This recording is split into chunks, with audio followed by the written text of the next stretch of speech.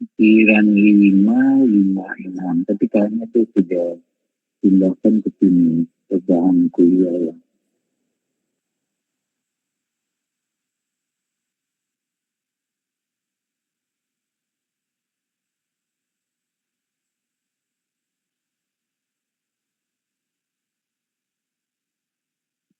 Nah, dia nanti bentuknya seperti ini ya.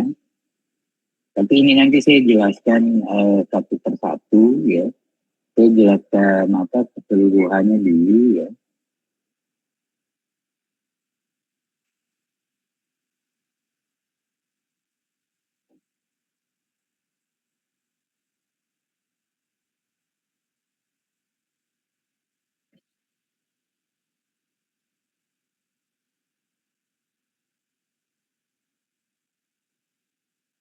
Nah, kemudian yang berikutnya ini juga banyak ya. Jadi ini di dalamnya sini sudah termasuk eh, metode seleksi, metode pengadaannya, metode seleksinya, ya.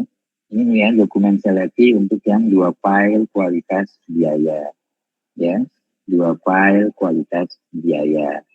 Nah, ini jenis kontraknya juga waktu penugasan sama yang lamsam. Kalau Anda di apa namanya eh, sebagai panitia lelang, ya, ini Anda harus memilih dokumen mana yang akan digunakan, ya. Tetapi kalau misalnya Anda di konsultan yang mau ikut seleksi, ya, dokumennya tinggal Anda download dari webnya. Jadi kalau di tender itu kan sekarang semua sudah pakai elektronik ya. Jadi Anda sudah terverifikasi, Anda sudah punya akun, kemudian Anda tinggal download. Ya tentunya yang disampaikan oleh panitia itu dokumennya apa ya. Atau sekarang misalnya POKJA ya, kelompok kerja ya. Anda tinggal download, itu isinya apa, Anda tinggal mengikuti dokumen yang muncul. Ya. Itu ada dokumen seleksi, kemudian banyak ya, sampai. Nah ini sudah pindah ke dokumen tender pekerjaan konstruksi. Ada yang pasca kualifikasi, ini metode pemilihannya, ya. Nah, ada yang model dokumen pemilihan tender untuk pasca kualifikasi, beda-bedanya Anda perhatikan ya. Satu file, ini sistem harga terendah, tapi ini beda, kontraknya gabungan langsung dan harga satuan. Ini untuk yang kontrak langsung, ya. Nah ini beda lagi, ini untuk yang kontrak harga satuan. Jadi semua dokumen ini ada pembedanya. Nah nanti yang saya jelaskan, yang saya beri tanda-tanda begini, itu yang saya jelaskan. Karena itu yang kebanyakan kita gunakan. Atau kebanyakan ada dalam proyek-proyek atau pada proses tender maupun proses pemilihan. Ini masih tender ya, ini masih tender untuk apa pekerjaan konstruksi.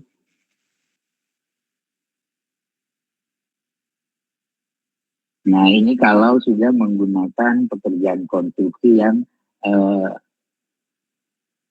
2 file ya, ada kualifikasinya dulu. Ya ini untuk tendernya ini sudah dokumen tender, kalau ini dokumen kualifikasi.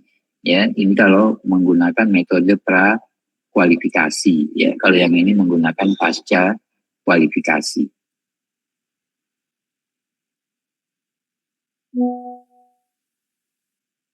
Nah ini untuk penunjukan langsung. Anda kan sudah bisa bedakan ya, pengadaan langsung, tender, penunjukan langsung ya. Itu di peraturannya sudah ada. Nah yang ada itu kurang lebih sebanyak itu ya di Perpres yang kemarin. Nah ini yang baru terus terang saya belum ngecek ya, saya belum ngecek. Nah, kita akan mulai hari ini dengan dokumen pemilihan seleksi jasa konsultasi. Nah, jasa konsultasi itu umumnya menggunakan metode yang namanya pra-kualifikasi. Ya. istilahnya prakualifikasi itu sama dengan kalau Piala Dunia ya, itu kan tidak bisa langsung semua ikut. Kayak Indonesia kemarin kan masih prakualifikasi dan kita tidak beruntung ya, kita masih gagal. Padahal sudah 90% semua pemain asing. Makanya ketika ada yang bilang kita tidak selevel dengan Saudi Arabia, saya bilang ya tidaklah. Harusnya sekarang kita sudah selevel. Karena yang menghuni timnas sudah pemain asing semua. Sudah bukan pemain asing ya, istilahnya apa namanya? Naturalisasi ya, pemain naturalisasi. Harusnya kita di Asia itu sudah harus sangat disegani, malah sudah selevel dengan Jepang, Korea Selatan, harusnya begitu. Karena kita sudah gunakan pemain asing kok. Ya.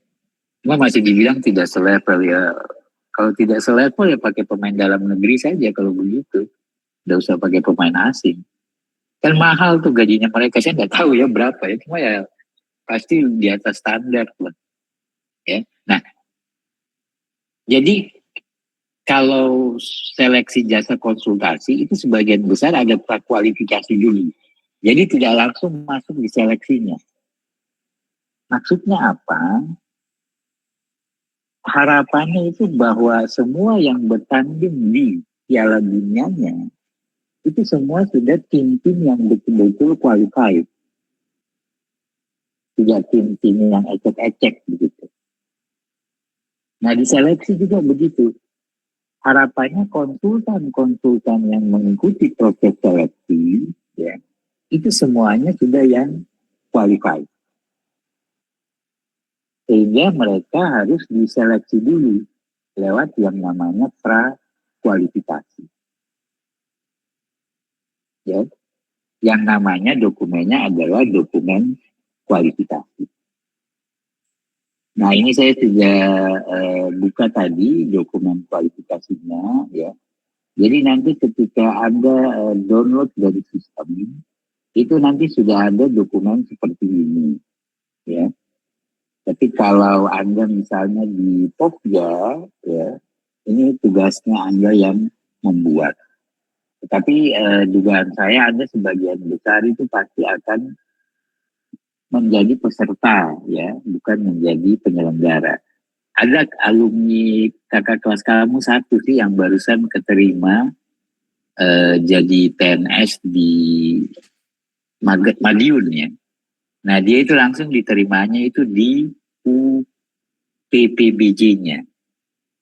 Berarti tugasnya dia itu memang untuk membuat dokumen-dokumen seperti ini, kemudian diunggah ya, kemudian nanti konsultannya yang akan mendownload dokumen-dokumen itu.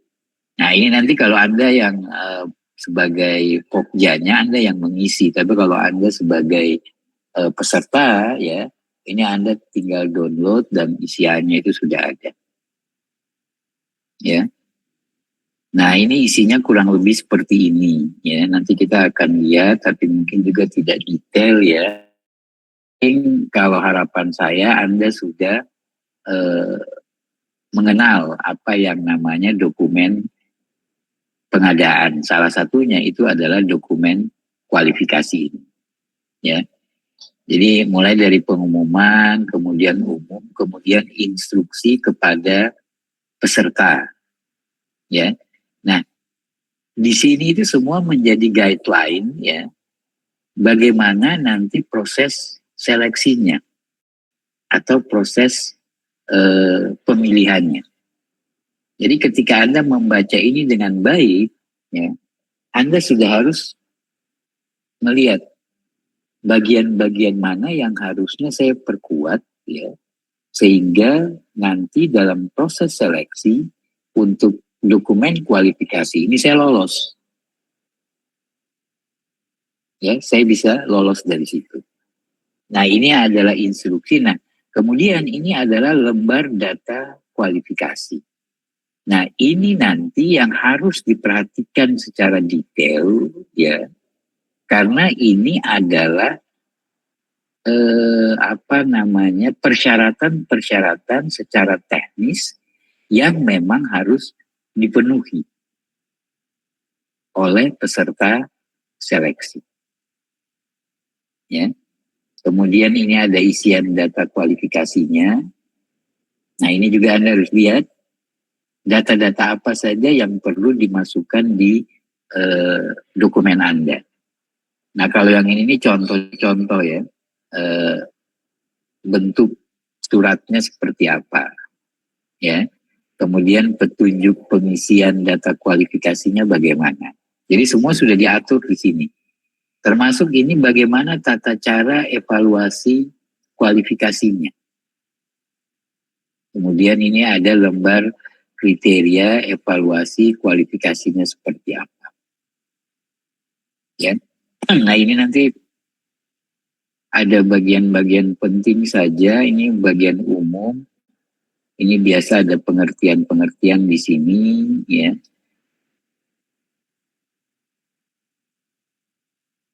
Kalau di nasional itu namanya ini ya, UKPBJ ya, Unit Kerja Pengadaan Barang Jasa. Kalau di kita itu namanya UPPJ ya, UPPBJ, Unit Pengelola Pengadaan Barang Garing Jasa. Oke, ini masih pengertian-pengertian. Nah, ini instruksinya. Jadi, instruksinya ini istilahnya semacam pedoman secara garis besar. Ya, pedoman secara garis besar. Termasuk di sini mungkin yang sudah pernah Anda pelajari ketentuan-ketentuan ini ya. Kalau HPS sampai 1 miliar, itu hanya dipersyaratkan bagi pelaku jasa usaha konsultasi konstruksi dengan kualifikasi usaha kecil. Nah ini saya kira sudah dijelaskan sama Pak Alwan ya. Kemudian kalau 1 sampai 2 miliar itu menengah, kalau di atas 2,5 miliar itu besar ya. Nah ini adalah contoh atau pedoman-pedoman ya yang harus diikuti secara umum oleh konsultan. Nah ini kalau KSO itu kerjasama operasional ya. Jadi ada perusahaan yang biasanya join ya, bekerja sama untuk mengikuti satu proses seleksi. Nah kalau perusahaan-perusahaan baru ya itu biasanya join supaya mereka punya pengalaman. Nah ini ada persyaratannya, ada pemimpinnya ya, lead firm. Ya, pemimpin KSO itu persyaratannya dia memang modalnya itu harus paling banyak ya, 70%. Nah ini ada persyaratan-persyaratan, ini ada syarat-syarat KSO ya. Itu maksimal berapa ya, jadi untuk yang bersifat tidak kompleks bisa bekerja sama paling banyak 3 perusahaan. Kalau yang kompleks itu paling banyak bisa kerja sama sampai 5 perusahaan. Ya, ini pelanggaran-pelanggarannya ya, etika-etikanya seperti apa. Jadi kalau misalnya ini nih, peserta yang terbukti melakukan perbuatan kecurangan lah. Saya bahasakan kecurangan di sini, maka konsekuensinya itu adalah dia digugurkan. Dia bisa masuk di dalam daftar hitam. Kalau daftar hitam ini artinya di blacklist ya. Kalau saya tidak salah itu 2 tahun ya. 2 tahun tidak boleh mengikuti proses pengadaan. Kemudian bisa digugat secara perdata. Kalau perdata ini kan umumnya hanya denda. Yang parah itu ini. Bisa dilaporkan secara pidana. Kalau sudah pidana ini hukumannya pasti lembaga pemasyarakatan ya. Pasti penjara ya kalau memang salah. Nah ini larangan-larangannya itu ini ya, palsu, dokumen informasi palsu atau dokumen palsu. Nah sekarang itu harus hati-hati ya, karena serba elektronik jangan dengan mudahnya memalsukan. Saya waktu di ULP itu saya dapat itu tanda tangannya itu kan kelihatan tuh kalau di scan atau tidak kan, ya. Nah itu hati-hati, ya.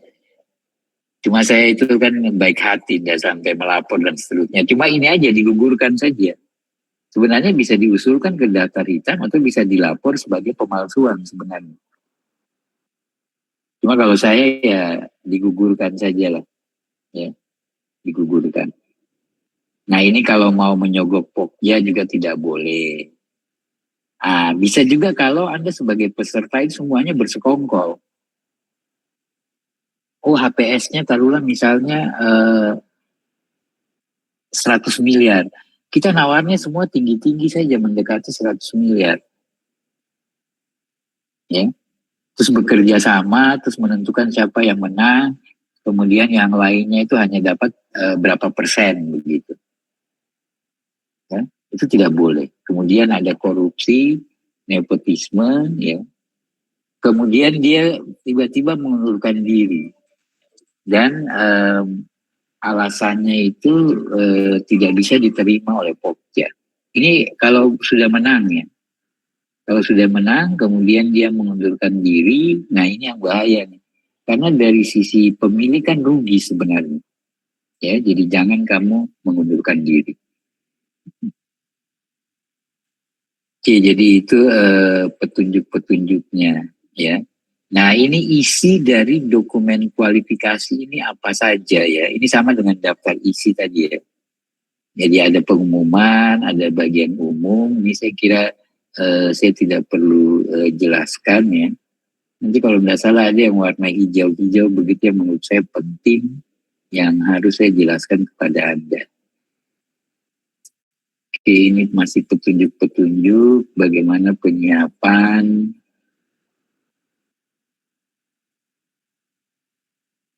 Nah, ini evaluasinya seperti apa ya. Ini semua juga sudah diatur di sini.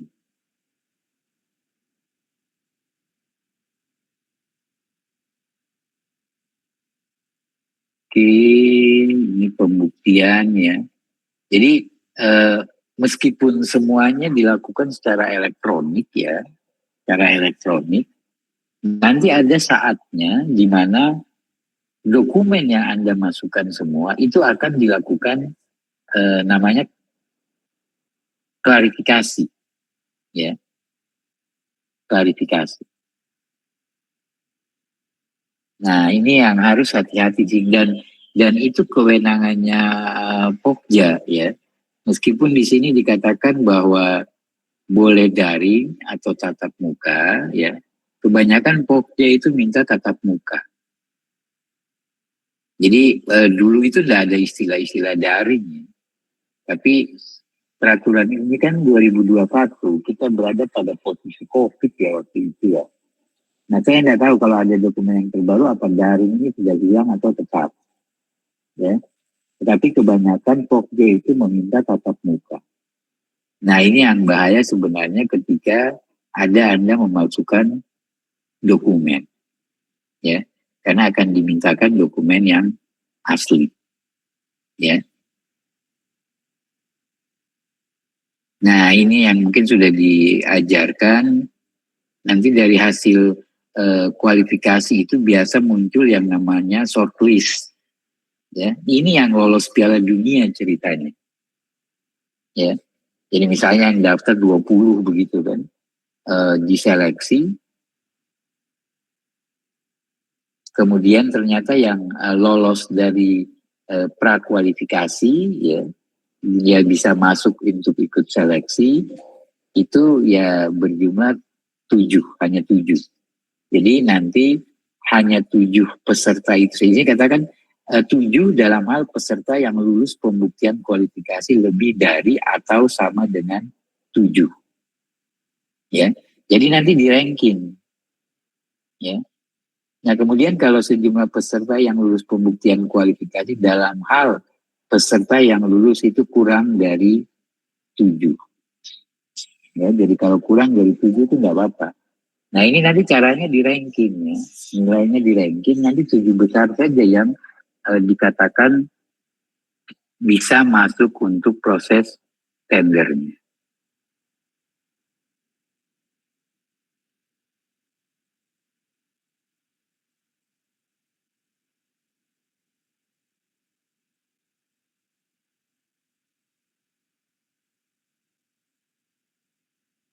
Oke, ini pengumuman hasil kualifikasi, ini sanggahnya. Ya, ini proses sanggah ya.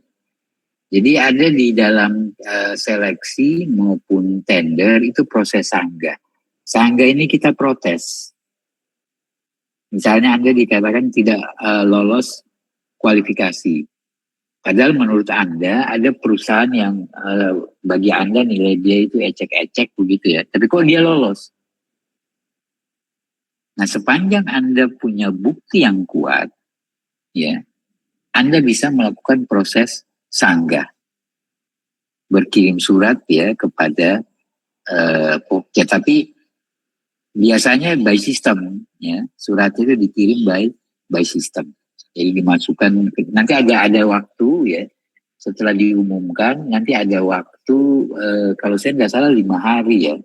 5 hari untuk diberikan kesempatan kepada peserta lainnya untuk melakukan proses sanggah.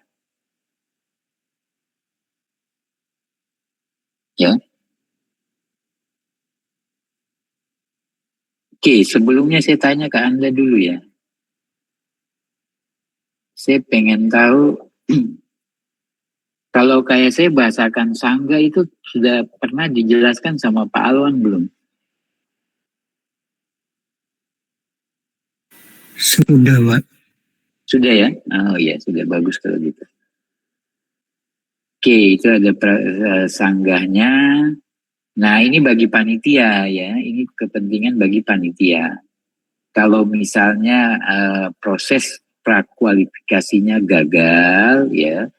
Nah, apa saja yang harus dilakukan ya oleh Pokjanya. Nanti ini Pokjanya akan melihat itu. Nah, ini yang lebih teknis ya. Lebih teknis dan ini yang harus Anda lihat dengan baik. Umumnya ya di setiap proyek itu yang bagian instruksi tadi itu sama, tidak ada perubahan. Karena itu sudah dokumen yang standar. Nah, begitu masuk di lembar data kualifikasi, ini yang detail. Ya, ini yang detail. Nah, ini diangkat berdasarkan IKP di sini, nomor-nomor di sini. Jadi kalau misalnya di sini dikatakan halaman A nomor 1.1 ya. Jadi di dalam instruksi kepada peserta yang memang perlu dijelaskan secara detail, secara rinci, yang membedakan antara proyek satu dengan proyek lain, itu kemudian muncul di sini. Ya. Jadi misalnya ya, kita lihat coba B, lingkup pekerjaan, poin 1.2 dan poin 7. Ya. Saya coba naik ke atas, saya cari bagian B ya. Bagian B terkait lingkup pekerjaan.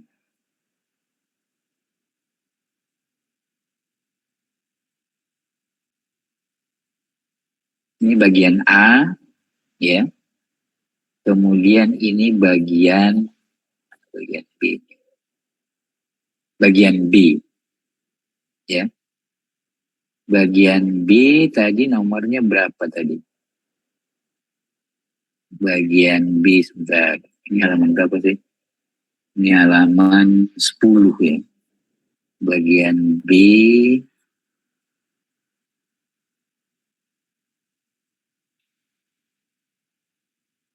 Lingkup pekerjaan 1.2. Loh, kok isinya beda ya? 1.2 dan 7. Poinnya 1.2 dan 7. Oh, B itu beda ini. Ini poinnya itu 1.2. Ini 1.2. Oh iya ini. Ternyata A-nya itu tidak, A dan B tadi tidak ya. Yang penting itu nomor-nomor pasalnya ini loh. Ini 1.2 nama paket, uraian singkat. Nah ini mereka sudah tentukan yang mana yang harus ditulis di LDK, di lembar data kualifikasi. Nah ini yang harus Anda simak dengan baik. 1.2 dan 7 tadi ya, dan 7. Dan 7. 7 ini apa? 5, 6, 7. Kualifikasinya berlaku untuk paket pekerjaan yang disebut dalam LDK. Oh iya, jadi itu yang memang ada di LDK tadi. Ya, jadi ketika di sini menyebut dalam LDK, berarti itu memang harus muncul di lembar data kualifikasi. Ya, jadi nanti bacaannya itu seperti itu. Ini sekarang dokumen pengadaan kita ini sudah mengacu ke dokumen FIDIC ya.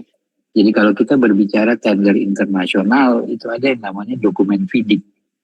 Kalau dulu itu tidak ada yang ini dia masuk di pasal mana ya, nomor berapa itu tidak masuk. Adanya cuma seperti ini. Di dokumen sebelum 2000 peraturan 2000 berapa 18 itu ya. Belum 2018, tapi sekarang itu sudah ada pasalnya, jadi tidak asal kita menulis di sini.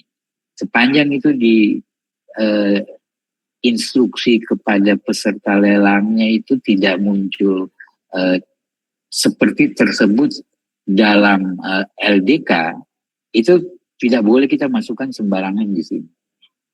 Ya. Nah ini ada sumber dananya. Nah ini pagu anggaran. Ini yang paling penting Anda lihat. Kemudian ada nilai HPS-nya itu berapa. Ya, ini yang saya katakan bagian LDK ini yang berbeda di antara proyek. Nah, ini persyaratan-persyaratan kualifikasi. Ya. Nah, ini yang penting yang harus Anda tahu persyaratannya itu apa saja. Ya, jadi memiliki izin ya, izin usaha di bidang jasa konstruksi. Memiliki sertifikat badan usaha. Nah nanti ini panitia akan mengisi tergantung dari nilai proyeknya tadi, dia kategori kecil, menengah atau besar. Ya, ini syarat pertama ada izin ini ya. Nah ini semua perusahaan pasti punya. Anda kalau nanti bikin konsultan ya, ini Anda harus punya persyaratan ini.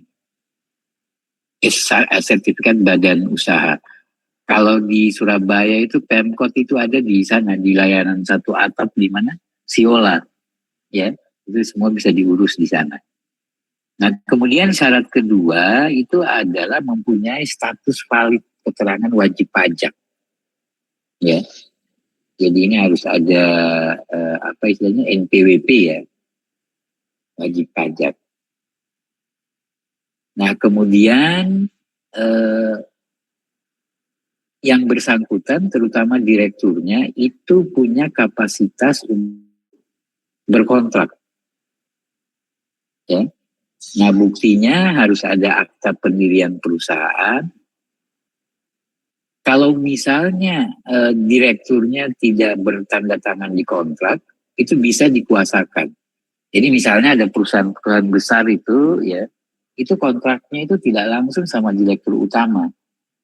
Jadi pengalaman saya itu kayak Nindya Karya ya, yang terakhir mengerjakan psikologi, atau dulu waktu IDB itu apa namanya KSO PP dan Utama Karya ya, itu malah yang menandatangani kontrak itu direktur pemasarannya ya, bukan direktur utamanya, tetapi ada surat kuasa ya.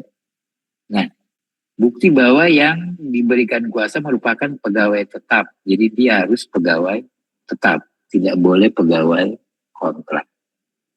Kemudian KTP. Ya, dia harus punya KTP. Nah, kemudian nanti menyetujui pernyataan fakta integritas. Jadi harus ada surat pernyataan ya di atas materai yang memuat ini. Nanti kalau saya tidak salah di apa dokumen contohnya itu sudah ada ya. Contohnya di sini itu sudah ada. Kemudian ini ada juga jadi ini surat pernyataan satu. Kemudian ada surat pernyataan ini dua ya. Eh, Manajemen tidak dalam keadaan pilot. Jadi kalau ini adalah terkait dengan etika ya, kalau kita berbicara fakta integritas ya, intinya seperti tadi yang saya sebutkan sebelumnya itu ya, etika jangan sampai ada korupsi, kolusi. Nah kemudian yang kedua ini terkait dengan pernyataan terkait dengan perusahaannya sendiri atau badan usahanya. Manajemennya tidak dalam pengawasan ya, tidak pilot, tidak sedang dikenakan daftar hitam ya. Kemudian bertindak untuk dan atas nama badan usaha, tidak sedang dalam menjalankan sanksi sebagai daftar hitam ya. Jadi daftar hitam itu nanti ada dua ya. Perusahaannya kena daftar hitam, orang yang bersangkutan di dalam perusahaan itu yang nama-namanya ada di akta pendirian perusahaan itu dia bisa jadi daftar hitam juga ya. Nah ini ada surat pernyataan seperti ini. Nah kemudian yang berikut ini yang persyaratan teknis ya, syarat kualifikasi teknisnya itu apa. Nah ini memiliki pengalaman ya, paling kurang satu pekerjaan jasa konsultasi konstruksi dalam 4 tahun terakhir. Jadi kalau dalam 4 tahun itu dia tidak pernah punya pekerjaan ya tidak bisa. Artinya bisa jadi perusahaan itu selama ini mati gitu loh. Jadi harus dalam 4 tahun terakhir. Nah ini termasuk sebagai subkontrak. Ya. Nah kayak KSO itu kadang-kadang memang muncul untuk menyelamatkan ini. Supaya dia tetap ada pengalaman dalam 4 tahun terakhir. Kemudian dia memiliki pengalaman ya untuk pekerjaan sejenis ya. Untuk pekerjaan usaha kecil itu berdasarkan sub kualifikasinya. Untuk pekerjaan usaha menengah dan besar itu berdasarkan lingkup pekerjaannya. Nah kemudian memiliki pengalaman mengerjakan pekerjaan sejenis ya, dalam waktu 10 tahun terakhir. Jadi misalnya kalau kita sebentar mau seleksi jasa konsultan untuk merencanakan rumah sakit, berarti dalam 10 tahun terakhir dia mempunyai pekerjaan merencanakan rumah sakit. Ya.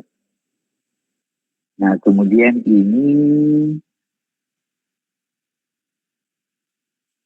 ada ketentuan bahwa kualifikasi usaha kecil yang baru berdiri kurang dari 3 tahun ya, dan belum memiliki pengalaman itu dikecualikan. Jadi makanya dulu itu jadi pertanyaan, kalau persyaratannya itu pengalaman ya, bagaimana perusahaan baru bisa ikut tender? Karena dulu itu tidak mengatur bahwa dikhususkan bagi yang baru itu tidak perlu pengalaman. Nah kalau sekarang itu sudah bagus. Jadi kalau Anda bikin perusahaan, Anda bikin konsultan begitu, baru ya Anda sudah tidak perlu KSO dengan orang lain dulu untuk dapat pengalaman. Tapi persyaratan-persyaratan yang butuh pengalaman ini boleh, ya boleh Anda lewati, ya boleh Anda lewati. Itu tidak masalah, ya. Tapi biasanya nilainya kecil, ya. Tapi ini khusus untuk nilai pengadaan paling banyak 1 miliar. Tapi kalau bagi konsultan itu 1 miliar itu sudah besar, itu 1 miliar. Ya.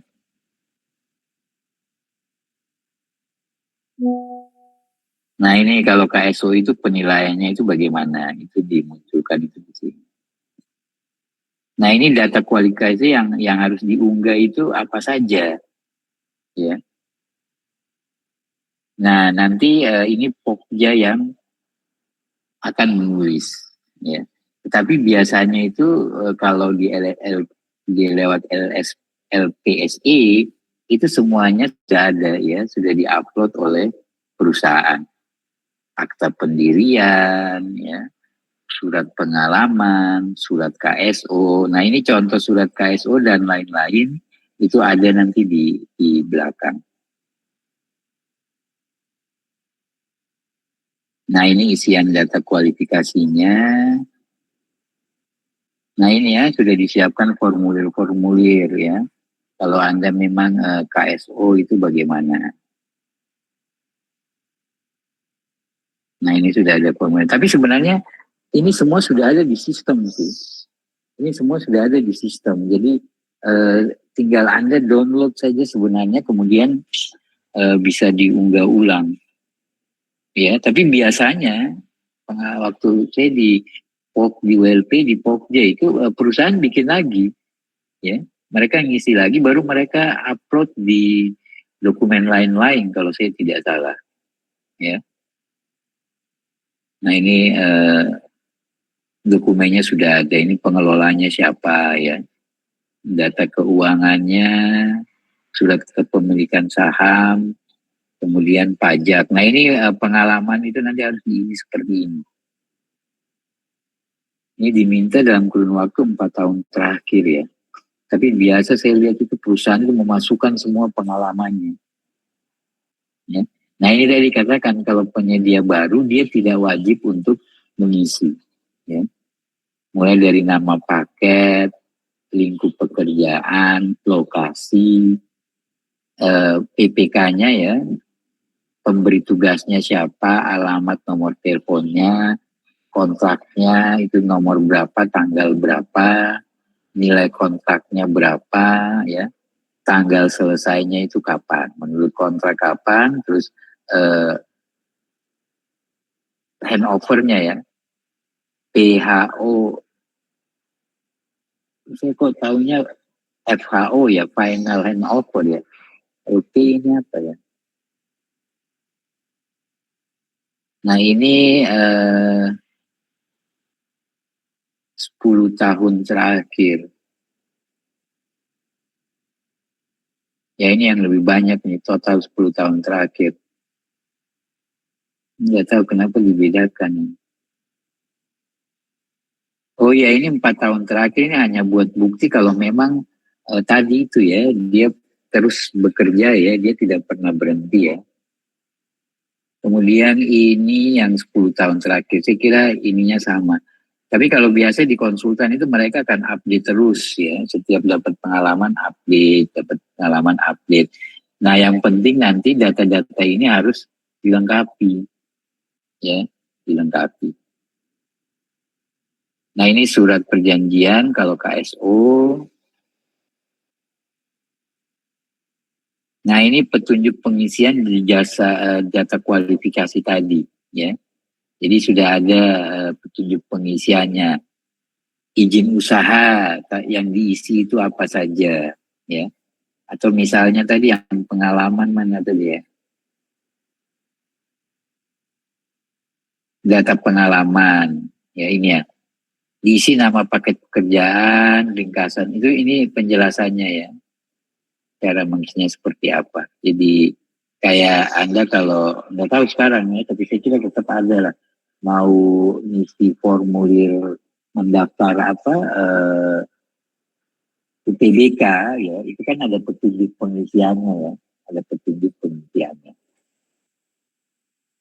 Nah ini tata cara evaluasi, ya.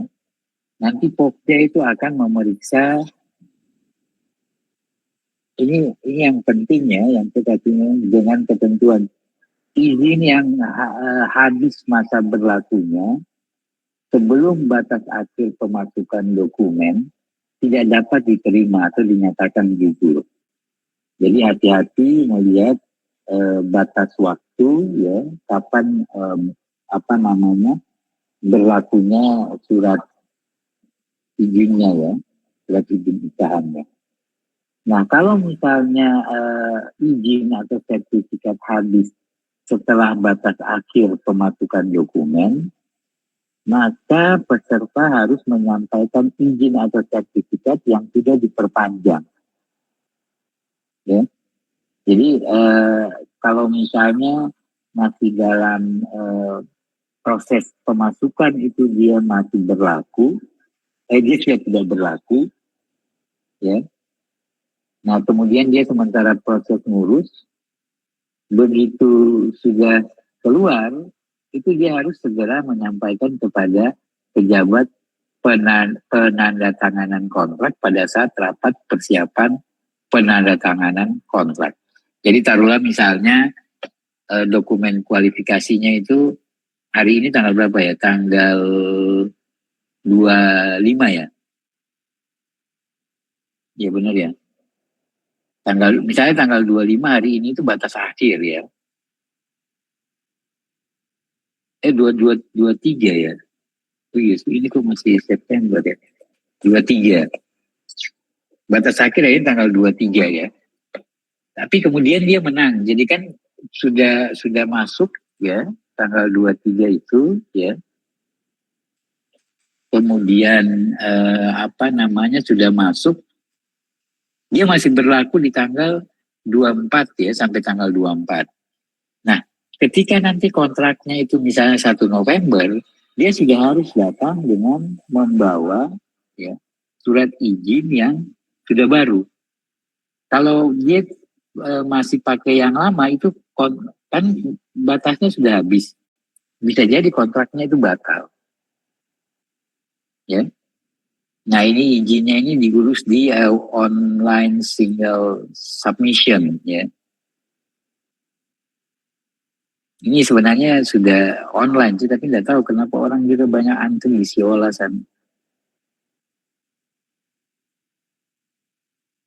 Nah, untuk SBU tidak perlu mengevaluasi registrasi tahunan, hanya masa berlaku.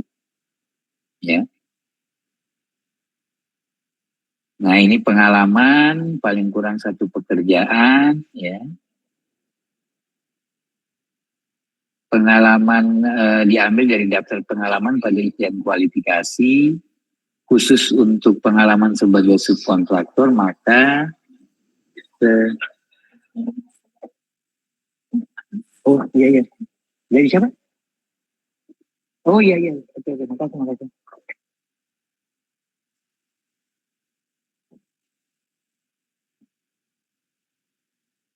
Ya ini untuk isian pengalamannya.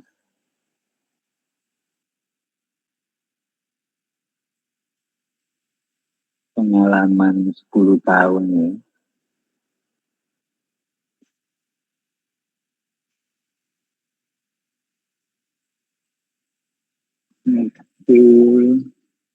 Nah ini pada saat pembuktian kualifikasinya ya.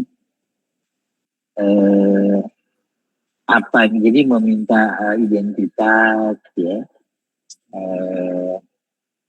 Akte pendirian perusahaan dan biasanya itu disuruh datang kemudian membawa yang aslinya ya, membawa yang asli. Kalau ditemukan ada yang tidak sesuai dengan ketidaksesuaian data maka dinyatakan gugur.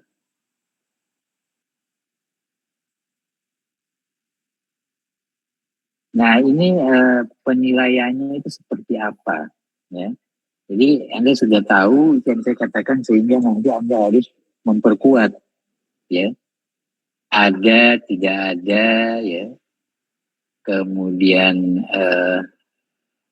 memenuhi atau tidak memenuhi.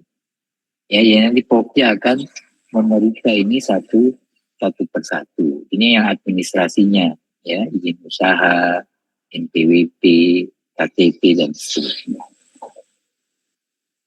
Kemudian ini yang teknisnya ya, ini pengalaman ada memenuhi atau tidak memenuhi. Pengalaman mengerjakan pekerjaan sejenis, 10 tahun terakhir ada atau tidak ada ya, memenuhi atau tidak memenuhi.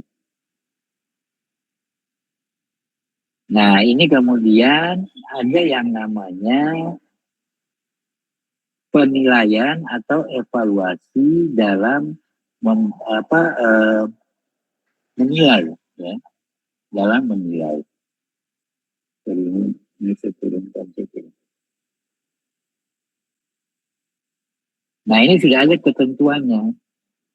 Ya, sehingga harusnya Anda sudah bisa menilai dokumen Anda sendiri. Ya. Nilai maksimum pengalaman 100, batasnya 60, ya.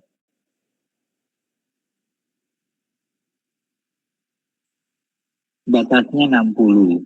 Kalau tidak sampai 60 ya Anda nanti akan gugur. Ya. Nah, ini kemudian dinilai. Lebih dari 4 kali misalnya nilainya 30, hanya 3 kali nilainya 20 ya. Nah, ini sudah ada semua di dokumennya. Nah, nanti kalau di sini dikatakan ambang batasnya 60, berarti kalau nilai Anda kurang dari 60, maka Anda dinyatakan tidak lolos kualifikasi. Ya. Nah, nanti kemudian di ranking, Anda meskipun lolos, tapi Anda nilainya masuk di peringkat 10, bisa jadi Anda tidak diundang untuk mengikuti proses seleksi. Ya. Oke, saya kira itu ya untuk dokumen kualifikasi jasa konsultasi ya. Ini sudah mendekati jam 10, 9.58. Ada yang mau ditanyakan atau mau disampaikan sebelum saya akhiri?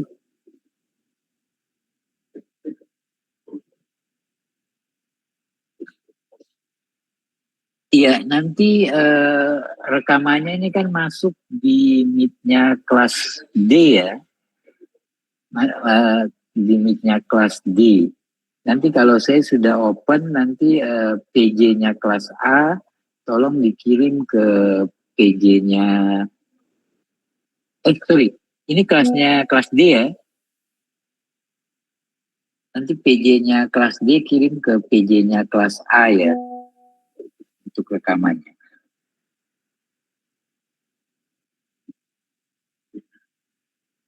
Oke, baik. Saya kira sampai di sini ya pertemuan kita pada hari ini. Mohon maaf ya, saya tidak menyelesaikan sampai 10.20. Saya akhiri ya. Terima kasih. Assalamualaikum warahmatullahi wabarakatuh. Waalaikumsalam warahmatullahi wabarakatuh. Terima kasih, Pak. Selamat siang, Pak.